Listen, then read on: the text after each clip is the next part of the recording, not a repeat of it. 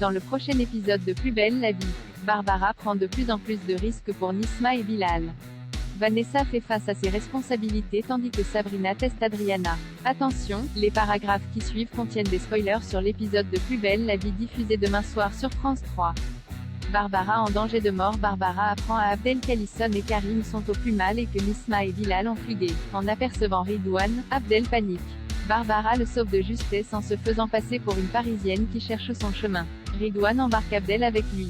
Pendant qu'il s'éloigne, Barbara les prend. Le lendemain, Barbara tente de réconforter Karim. Ce dernier regrette que son fils et elle se... De son côté, Abdel continue sa mission d'infiltration. Ridouane le présente à Mouafak, revenu de Syrie depuis 2 ans.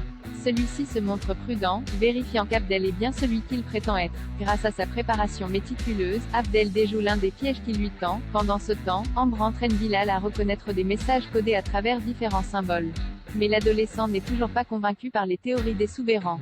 Plus tard, Barbara se fait repérer par Jérémy. Il l'entraîne dans le repère familial où Bilal révèle qu'il s'agit d'une amie de leur tueur. Venue pour récupérer Nisma et Bilal, Barbara se heurte à leur refus. Francis déclare ensuite un vote entre la garder prisonnière ou la tuer.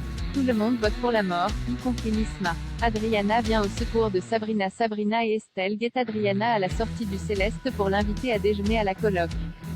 La top modèle accepte volontiers, ce qui étonne Sabrina. Pendant le repas, cette dernière tente de tirer les vers du nez d'Adriana quant à ses privilèges. Adriana fait néanmoins preuve d'une grande simplicité et se dévoue pour faire la vaisselle avec Nathan. Aux anges, le professeur d'anglais prolonge la conversation autour d'un café. Adriana lui explique que son physique ne l'a pas toujours. Quand elle était petite, on la surnommait la girafe, ce qui l'a beaucoup complexée. Après quoi, Adriana apprend que Barreau veut donner le local des oubliés à une autre association. Elle décide de soutenir Sabrina en se présentant comme la nouvelle marraine de l'association. Barreau dément immédiatement ses projets face à la presse.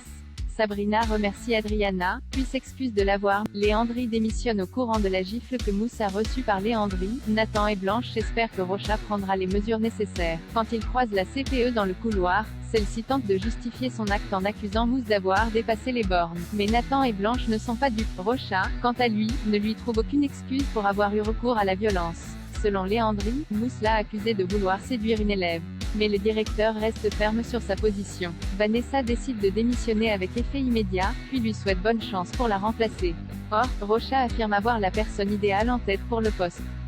En quittant Scotto, Léandrie croise Mousse. Ce dernier s'excuse d'avoir touché un point sensible durant leur dernière conversation, mais il persiste à dire qu'elle devrait assumer son attirance pour les femmes, ce à quoi Vanessa rétorque qu'il ne connaît rien à sa vie. Plus tard, Rocha propose à Mousse de devenir le CPE du lycée. Toutefois, le surveillant préfère prendre le temps d'y réfléchir. En attendant, il jette le dossier d'exclusion de Betty à la poubelle et l'encourage à persévérer en cours car elle a du potentiel.